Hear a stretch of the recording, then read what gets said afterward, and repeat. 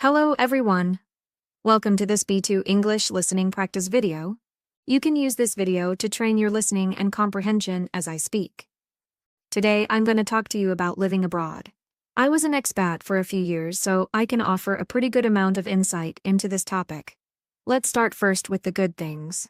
Living abroad opens up a whole world of new experiences, ideas, and cultures that you never would have dreamed of if you hadn't moved abroad. The second you step off the plane and realize that you're not just on vacation, you're in your new home, it can hit you like a truck.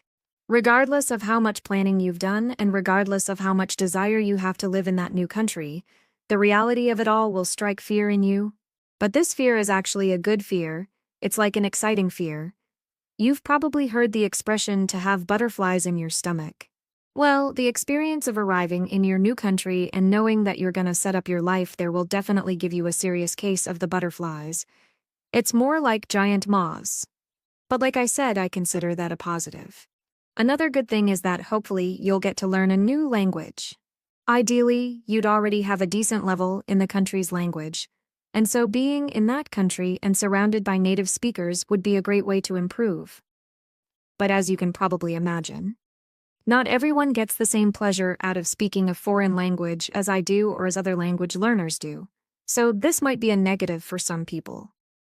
And I personally know people that have been living in a foreign country for 4, 5, 6 years, and they can barely put a sentence together.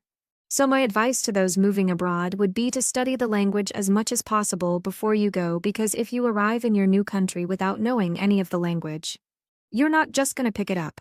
It doesn't work like that. All the talking you hear around you is just going to be like static noise in the background. It won't make any sense to you, and it won't help you learn.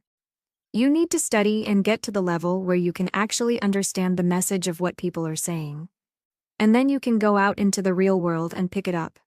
And then you can have fun speaking that language in your new country. Alright, so the biggest negative about living abroad is obviously being far away from your loved ones. This one's a no-brainer. It's not easy to live far from your family and friends. It's one thing to move across the country, but moving to a completely different country is a whole other level of difficulty, mainly because it's harder to visit each other. I know it's not the same as being with them in person, but it does help to video chat or even just call your family. When you think about it, it's not that different than talking to them face to face, except for the fact that you can't touch them. So yeah, that's the hardest part for sure. And the other negative thing is that there are always going to be certain things about the new country or culture that you don't like. In my experience, I was able to adapt to my new country pretty well, but there were some things that I just couldn't get used to, things like the low-quality infrastructure, the lack of punctuality, and some other minor things.